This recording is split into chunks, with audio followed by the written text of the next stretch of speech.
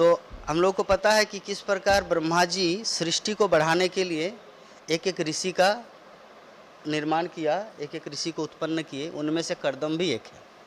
तो कर्दम मुनि को ऐसे आदेश दिया गया था कि तुम ऐसे सृष्टि पर काम चलाने के लिए गृहस्थ जीवन में प्रवेश करोगे। लेकिन कर्दम मुनि ने बोला ठीक है मैं गृहस्थ जीवन में प्रवेश करूंगा, लेकिन जैसे ही कोई बच्चा आएगा, बच्चा जन्म लेगा तो मैं घर छोड़ के भाग जाऊंगा।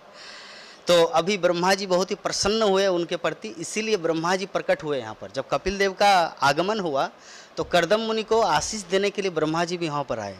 तो ब्रह्मा जी जब आए तो आके ये शब्द बोले कि पुत्रों को अपने पिता की सेवा ठीक इसी प्रकार करनी चाहिए कि उन्हें अपने पिता या आध्यात्मिक गुरु के आदेश का उचित आदरपूर्वक पालन करते हुए कहना चाहिए जी महोदय यथा आज्ञा एज यू विश, जैसे अर्जुन ने कहा था।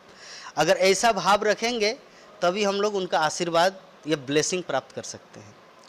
जितने सारे महापुरुष हम लोग देखते हैं, चाहे महाराणा प्रताप हो, शिवाजी महाराज हो, कोई भी हो, अपने पिता का कैसे आज्ञा का पालन करते थे। कोई भी तर्क वितर्क, कोई आर्गूमेंट नहीं। चंद्रगुप्त, तो ऐसे ही यहाँ पर ब्रह्मा जी कर्दम मुनि के प्रति बहुत ही प्रसन्न हुए और प्रसन्न होकर उन्होंने ये शब्द बोला कि एक पुत्र को या शिष्य को ऐसा भाव रखना चाहिए, जैसे कुछ गुरुदेव अगर आज्ञा दे दिया, कुछ ऐसे इंस्ट्रक्शन दे दिया तो यथा आज्ञा जी महोदय जी गुरुदेव, ऐसा बोलना चाहिए। कोई तर्क वितर्क नहीं। मैं पाकिस्तान कैसे जाऊं प्रचार करने के लिए तमाल कृष्ण महाराज को बोला था, ब्रह्मानंद महाराज को, शिल प्रभुपाद। पाकिस्तान नहीं, कोई आर्गूमेंट नहीं। ब्रह्मानंद महाराज को बोला कि तुम पाकिस्तान जाओ प्रचार करने के लिए, तमाल कृष्ण महाराज को बोले कि तुम चाइना चले जाओ प्रचार करने के लिए, तो कोई आर्गूमेंट नहीं, यथा आज्ञा। तो ऐसा होता है शिष्य और ऐसा होता पुत्र। तो कर्दम मुनि ने वो करके दिखाया, इसीलिए ब्रह्मा जी उनके प्रति प्रसन्न हुए। तो हे कर्दम, मैं जानता हूँ कि मूल भगवान अपनी आंतरिक शक्ति से अवतार लेकर प्रकट हुए हैं। वे सभी जीवों की मनोकामनाओं के दाता है और उन्होंने कपिल मुनि का शरीर धारण किया है। तब भगवान ब्रह्मा ने देवहूति से कहा, अभी तो अब तक वो अपने पुत्र को बोला, अभी अपनी बहू माँ को बोला, मतलब कर्दम मुनि की पत्नी देवहूति को बोल रहे, क्योंकि दोनों के सम्मिश्रण से भगवान का प्रादुर्भाव हुआ है।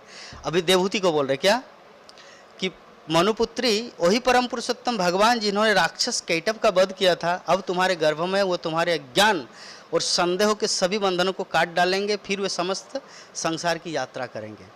तो जो ज्ञानी व्यक्ति होते हैं, जो शास्त्र के ज्ञाता होते हैं, वो त्रिकालदर्शी होते हैं। वो भूत वर्तमान भविष्य क्या कुछ होने वाला, इवन भगवान क्या लीला करेंगे, कब सबरी का वेर खाएंगे या कुछ, सब कुछ उनको पता है। वाल्मीकि मुनि ने 60,000 वर्ष पूर्व भगवान रामचंद्र की लीला लिख दिए थे। अभी कपिल देव आएंगे और कैसे क्या क्या लीला कर